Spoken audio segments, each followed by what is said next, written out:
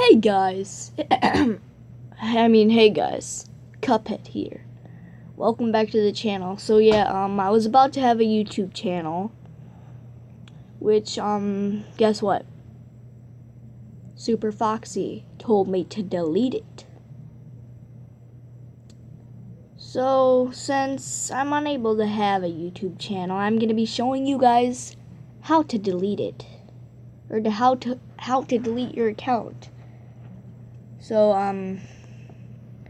yeah, my YouTube channel was called Cuphead Plush.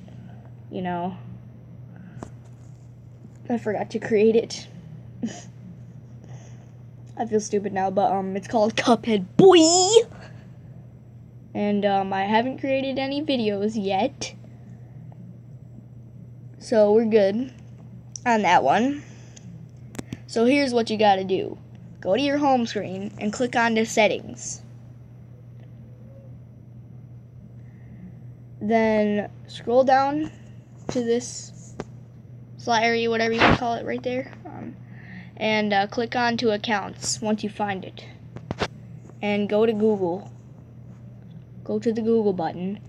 Please do not log into these accounts. Except, you don't know the password.